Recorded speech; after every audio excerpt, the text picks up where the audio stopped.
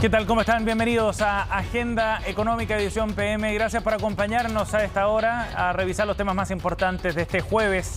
Uno marcado, por cierto, por lo que ha ocurrido en la ENADE 2022. Este encuentro organizado por ICARE es el Encuentro Nacional de la Empresa y donde se reúnen distintos actores en torno a la discusión sobre el futuro del país y los desafíos que vienen por delante. Y estas son imágenes de lo que ocurrió este jueves precisamente.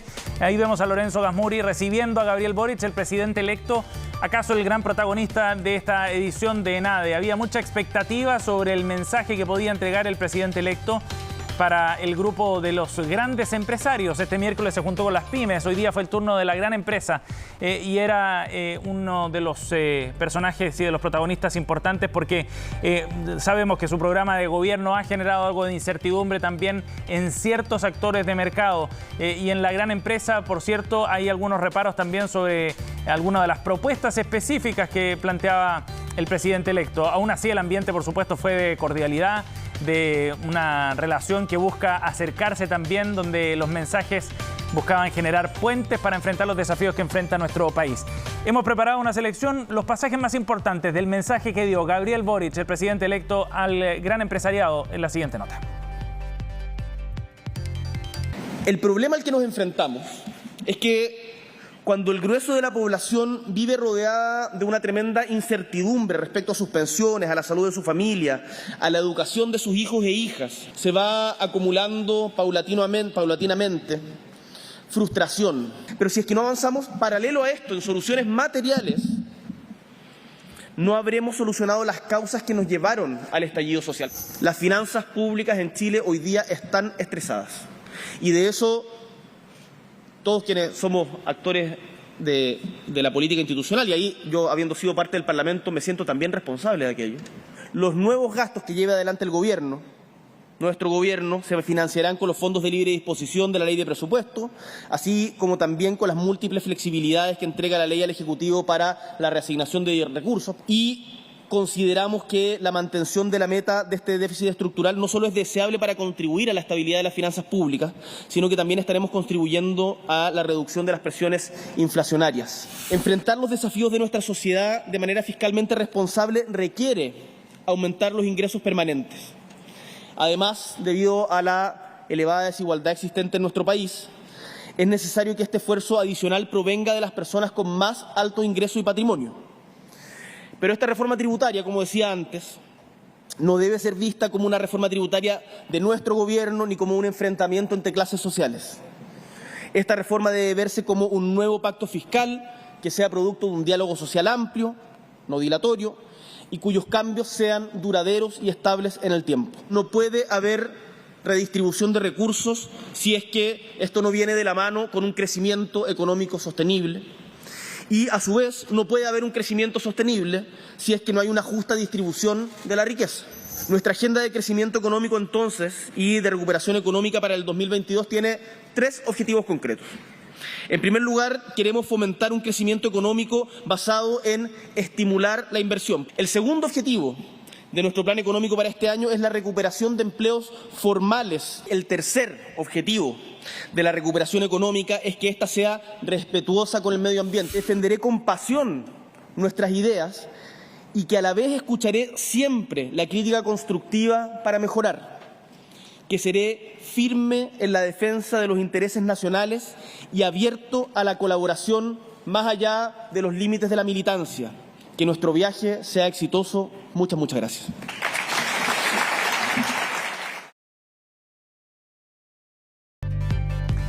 Bien, ahí escuchábamos entonces al presidente electo Gabriel Boric con su mensaje, algunos de los pasajes más relevantes que por supuesto eran escuchados con atención por líderes empresariales y gremiales en esta ENADE 2022, un espacio en el que se abordaron distintos temas también de la contingencia política, sobre todo el curso de nuestro país y los desafíos para este año y los siguientes. Revisemos cuáles fueron algunas de las reacciones en la ENADE 2022.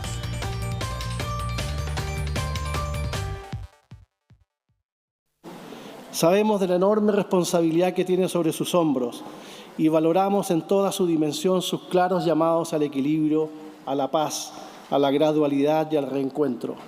Confiamos en que unir a Chile sea su contribución y el sello de su gobierno. Ese es el desafío crucial para nuestra patria y todos debemos contribuir para lograrlo.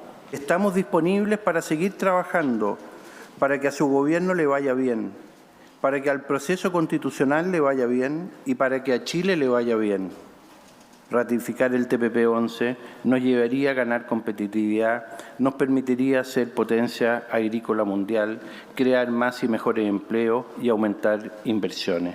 Sabemos que hoy, más que nunca, hay que realizar esfuerzos para llegar los recursos necesarios. Para eso, lo primero es asegurar un gasto público eficiente y eficaz y además transparente. Es necesario además terminar con los programas sociales mal evaluados por la ciudadanía y por el propio Estado, junto con reevaluar la pertinencia o eliminación de excepciones tributarias, combatir la elusión y la evasión. Después de ello, de ser necesaria una mayor recaudación tributaria, tendremos que ver cómo nos hacemos cargo sin poner en riesgo las inversiones, la generación de empleo, el crecimiento y el progreso. Es una continuación también del discurso anterior que tuvo en la nada en diciembre, en el cual está invitando al diálogo. Nosotros, los gremios empresariales, nos hemos puesto a disposición para poder ayudar en lo que a nosotros nos compete. Queremos que le vaya bien, queremos poder cooperar con lo que sabemos hacer, que es invertir, innovar, desarrollar nuevos productos y servicios y con eso crear empleo y bienestar para la ciudadanía. Bien, este jueves la polémica por la licitación sobre el litio sumó un nuevo capítulo. Hubo reacciones, por supuesto, tras el anuncio hecho por el gobierno este miércoles respecto a los adjudicatarios de estos contratos especiales de operación asignados a 2 empresas finalmente. El ministro de Energía y Minería, Juan Carlos Llobet, respondió a algunas de las críticas planteadas por los parlamentarios de oposición y también por parte del equipo de trabajo del presidente electo Gabriel Boric. Las cuotas que estamos adjudicando, que adjudicamos ayer, son el 2% menos, de hecho el 1,8% de las reservas conocidas de litio en Chile. Imagínense, ¿cómo podría eso poner en riesgo el desarrollo de otra iniciativa? Al paso que vamos, las proyecciones de Cochilco muestran que al 2030 vamos a estar en algo así como 15 o 17% de mercado. Solo venimos perdiendo participación de mercado. Con esta incorporación vamos a, ojalá, quebrar esa tendencia, pero vamos a dejar mucho espacio abierto para las iniciativas que quiere impulsar el próximo gobierno. Bueno, y este jueves parlamentarios de oposición llegaron hasta la Contraloría para solicitar que revise este proceso de adjudicación en el contexto de la licitación por el litio. Aseguran que aquí hay algunos problemas legales, administrativos relacionados a la forma en la que se implementó este proyecto. Escuchemos a los diputados Raúl Soto y Leonardo Soto. Nosotros hemos iniciado un proceso de fiscalización directo a este acto ilegal e ilegítimo del presidente de la República. Y no vamos a dejar de usar todas las herramientas que nos entrega la ley para poder impedir que este acto se materialice.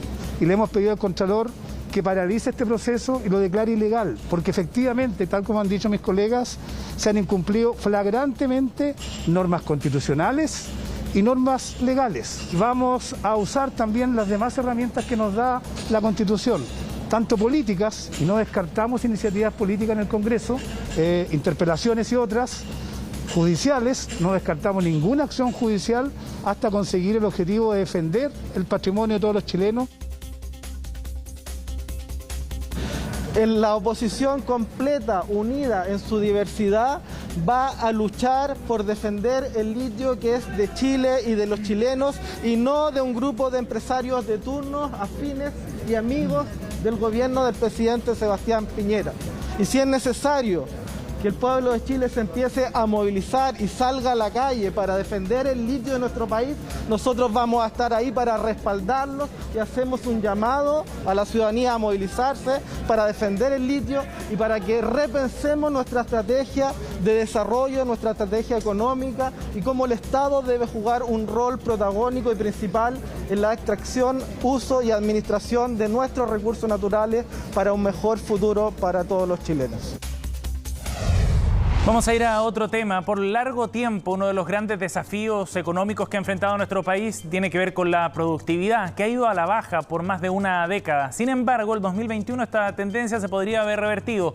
Según el informe de la Comisión Nacional de Productividad, este indicador podría haber crecido hasta un 8,7%. ¿Cuáles son las razones que explican este avance y cómo varió respecto a lo que vimos en medio de la pandemia? Es lo que vemos en la siguiente nota de Belén Vázquez. Tal como ha ocurrido con casi todos los indicadores económicos de 2021, los resultados de productividad sorprendieron y alcanzaron 8,7% en la economía agregada, es decir, incluyendo a la minería. Son buenas cifras, después que había caído 2 años seguidos, había caído del orden de 0,1, 2,1 la productividad agregada. Vimos que el año pasado creció con mucha fuerza. La cifra, sin embargo, viene de un 2020 donde los números fueron negativos y recoge los factores poco comunes de 2021. Lo que ocurra en un año puntual, sobre todo en un año tan especial como fue el 2021, la verdad es poco indicativo de lo que realmente está pasando con nuestra capacidad de ser más productivos en términos fundamentales. En términos generales, el informe de productividad dio cuenta que el año pasado hicimos más con menos recursos. El empleo todavía no se recupera a sus niveles prepandemia y crecimos en torno al 12%. Las razones, como ha sido la tónica, se explican por la enorme liquidez que entregaron las ayudas estatales y los retiros de fondos previsionales. Es un poco engañosa porque es un año tan anómalo que es difícil que eso se vuelva a repetir. No es que nos hayamos vuelto de repente tan productivos, sino que es algo muy influido por cifras y variables muy anómalas. Otro factor que explica la productividad está relacionado con el uso de tecnologías para mantener algunas actividades de manera telemática. Una parte de ellas podría volver a la presencialidad y en ese sentido, el desafío es identificar cuánto de lo informado se mantendrá de forma permanente. Y es posible que eso también esté incidiendo en el aumento de la productividad, pero hoy día no sabemos cuánto del aumento de la productividad que vimos en 2021 se atribuye a factores transitorios, cíclicos, o tiene un componente más bien permanente, que es lo que básicamente queda en el tiempo. Hace 5 años nuestro país tenía cifras negativas de producción y cuando estas fueron positivas, alcanzaron solo 1,6%. Por eso el salto es importante, pero hay que mirarlo con cautela, sobre todo considerando que aún hay más de 600.000 empleos por recuperar y estos deben congeniar con inversión y crecimiento. El problema sería que recuperemos el empleo de la pandemia y que la productividad baje, ¿cierto? O que no acompañe, o que no se mantenga este crecimiento de la productividad en el tiempo. Estas cifras no volverán a repetirse al menos en el corto plazo. De hecho, la propia Comisión Nacional de Productividad estima que para 2022 los indicadores se parezcan a lo que vimos antes de la pandemia, bordeando el 0%.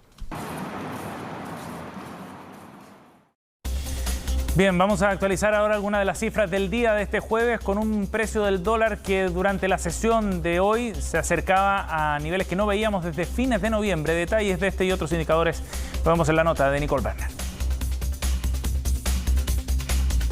El dólar sigue su tendencia a la baja. La divisa norteamericana ha caído casi 20 pesos en lo que va de la semana y este jueves cerró en 816 pesos. La razón, desde Capitari aseguran que los datos de inflación de Estados Unidos, al estar en línea con lo esperado, el dólar se ha ido debilitando. Pero no solo eso, ya que los inversionistas estimaban que la Reserva Federal fuese más agresiva con los anuncios de retiros de estímulos, algo que finalmente no ocurrió y que ha presionado a la divisa a la baja. A esto se suma el alza en el precio del cobre y las cifras de inflación local que impulsarían al Banco Central a elevar aún más las tasas de interés. Y en el caso del IPSA, el índice bursátil sigue su racha alcista y cerró este jueves con ganancias por 0,10%. Bien, nos vamos a ir a una pausa. Al regreso estaremos conversando con Carlos Arteta, economista líder del Banco Mundial. Vamos a revisar el detalle de las proyecciones de crecimiento para este 2022 que actualizó el banco esta semana para Chile y Latinoamérica. De los desafíos y riesgos también conversamos al regreso de la pausa.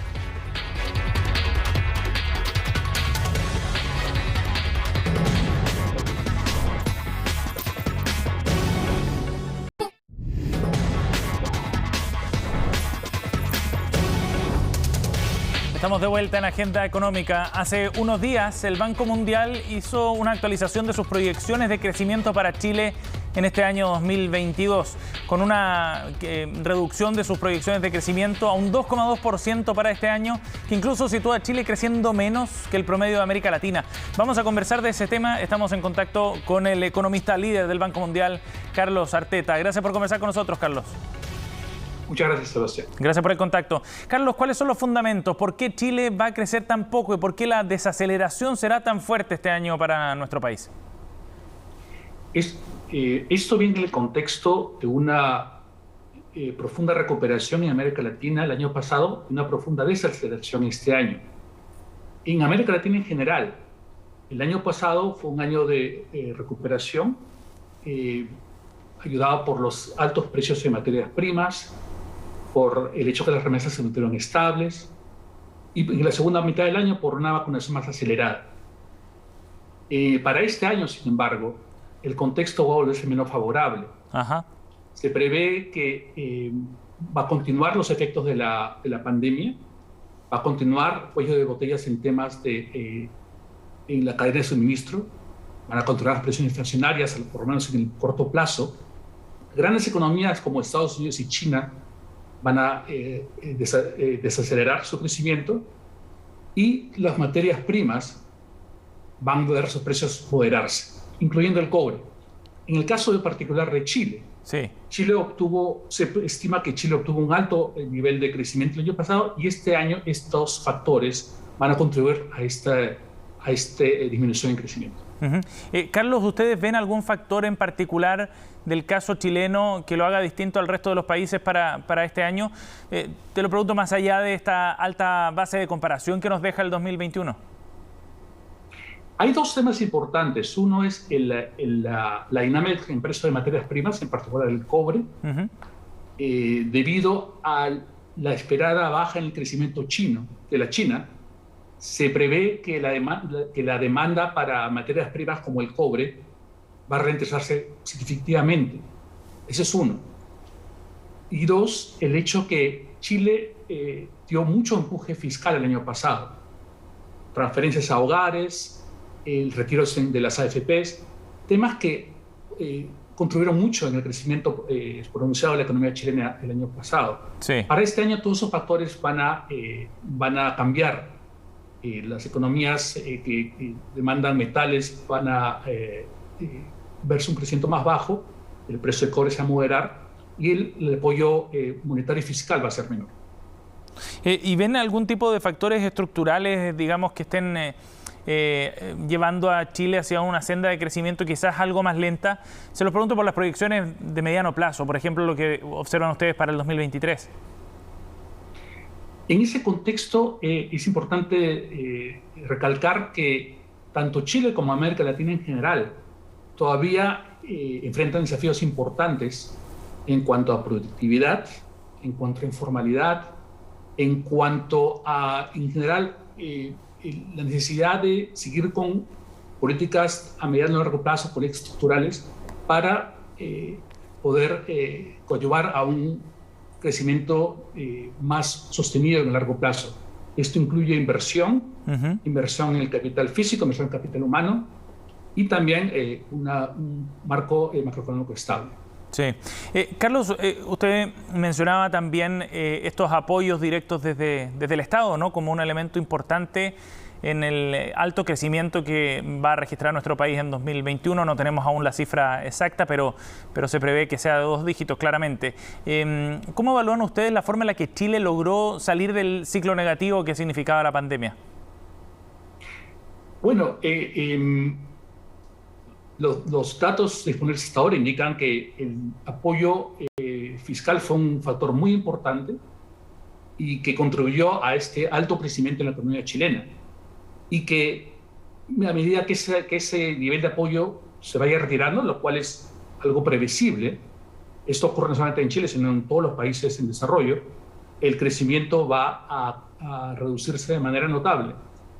Eso es algo pues inevitable hasta cierto punto. Y ese es un factor importante en esta dinámica. Sí, de hecho el Banco Central en su último informe de política monetaria aquí en Chile hablaba de algunos desequilibrios macroeconómicos que estaba sufriendo nuestro país. ¿Ustedes lo ven también? ¿Ven un riesgo en ese sentido, en esos desequilibrios, pensando en lo que se gastó el año pasado, pensando en los niveles de inflación también que estamos viendo en Chile, que cerró el 2021 con un 7,2%? Yo creo que Chile y todos los países de la región y en general todos los países del mundo en desarrollo se enfrentan a desafíos similares. La necesidad de calibrar la política monetaria y fiscal para continuar dando un nivel adecuado de apoyo, con la necesidad de mantener estabilidad de precios y sostenibilidad fiscal. Cada país va a actuar de manera acorde a sus circunstancias. Esta necesidad de calibración, de calibrar las políticas monetarias y fiscales, es un tema de suma importancia, es un tema que ciertamente merita mayor atención, tanto de las instituciones nacionales como de las internacionales. Carlos, lo interesante de los informes que entidades como ustedes, como el Banco Mundial, elaboran es que nos permiten también una mirada regional y eso siempre es bueno para dar contexto a lo que ocurre, ¿no? ¿Cómo ven el impacto que significó para la región el golpe que provocó la pandemia en términos de ingreso per cápita? ¿Y cuáles pueden ser los riesgos por las secuelas que pueda dejar hacia los próximos años esta crisis tan profunda? Efectivamente, fue una crisis muy profunda que tuvo consecuencias diferentes en diferentes partes del mundo. En el contexto de América Latina y en general en los países de desarrollo, esta crisis en realidad borró el avance que se había dado en términos de ingresos per cápita por muchos años. Es más, se espera que para el 2023, 40% de los países desarrollados van a tener ingresos per cápita por debajo de los que tenían antes de la pandemia. Es una gran cantidad. Y eso no es todo. Se calcula que aproximadamente 70% de los países en desarrollo van a tener ingresos per cápita por medio de los próximos 2 años por debajo de los ingresos per cápita de las economías avanzadas, lo cual va a generar una mayor divergencia, no convergencia, entre las economías de desarrollo y las economías desarrolladas. Sí, ¿y ustedes ven algún riesgo del hecho de que distintas zonas del país vayan creciendo a niveles distintos o que enfrenten desafíos diferentes? ¿Ven algún problema en eso, el que la región vaya a velocidades o ritmos distintos? En un contexto, para agregar 2 datos, Carlos, donde enfrentamos desafíos grandes, por ejemplo, en materia de cambio climático o migratoria. Eso siempre es un riesgo de que ciertos sectores, ciertos países, ciertas regiones queden rezagadas con respecto a otras, sobre todo por el hecho que las poblaciones más vulnerables de los países más afectados son las que han sufrido más de esta crisis. Eso implica la necesidad de continuar dando apoyo a las poblaciones más vulnerables y a los países más vulnerables para poder así continuar con una recuperación más adecuada. Esto incluye cooperación internacional en temas de vacunación, en temas de sostenibilidad de deuda en los países más pobres y en temas de cambio climático. El cambio climático es un desafío importante. Hemos visto, por ejemplo, sequías importantes en Chile, en Brasil y en Paraguay. Ejemplos que este cambio climático es un desafío global y que tiene que ser afrontado globalmente. Carlos, por último, ¿cuál cree usted que es el mayor riesgo que enfrenta la economía latinoamericana para este año 2022? Hay varios riesgos. El primero es obviamente relacionado con la pandemia. Sí. La variante Omicron implica que esta pandemia todavía no ha terminado.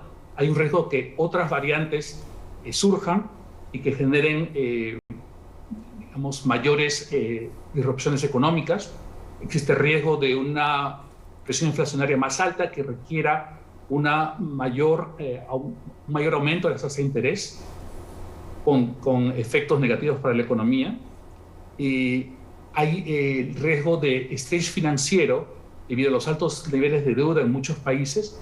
Y a más largo plazo hay riesgo, como comentaba antes, de desastres naturales y efectos del cambio climático que pueden afectar a países que son vulnerables al mismo. Sí. Y por último, obviamente, también el riesgo de una mayor caída de precios de materias primas, dependiendo de cómo evoluciona la demanda de las mismas. Carlos, de todas maneras me llama la atención que describe varios factores de riesgo que podrían configurar una especie de tormenta perfecta, ¿no? Con un ciclo inflacionario a nivel global, ya lo vimos en Chile 7,2%, en Estados Unidos también marcando récords en 39 años. Si la región se enfrenta a un ciclo de alta inflación, lo que obliga a subir las tasas, por ejemplo, en un momento de desaceleración, ¿podríamos estar en un momento complejo desde el punto de vista macroeconómico, en un estrés importante en los próximos años? Efectivamente, si por ejemplo los Estados Unidos o otros países avanzados endurecen su política monetaria más rápidamente de lo previsto, las condiciones crediticias pueden endurecer de manera imprevista y eso puede tener efectos bastante negativos para los sistemas financieros en países en desarrollo, como en América Latina. Asimismo, un mayor nivel de inflación, un desanclaje de las expectativas de inflación, podrían generar la necesidad de endurecer la política monetaria en los países mismos. Esto será en un contexto en los cuales hay niveles de deuda muy altos y necesidades de restablecer equilibrio fiscal. Todos estos riesgos podrían materializarse al mismo tiempo. Y eso generaría en realidad, podría generar una tormenta perfecta, podría generar un aterrizaje brusco en esas economías, sobre todo por el hecho que hay muy poco espacio para dar soporte macroeconómico adicional. Cierto, y eso nos da luces también de lo desafiante que será en los próximos años acá en la región y acá en Chile también, por supuesto. Carlos, gracias por tu tiempo con CNN Chile, muy amable. Muchas gracias, hasta luego. Estamos cerrando esta edición de Agenda Económica. Gracias por acompañarnos. Vienen más informaciones acá en CNN Chile.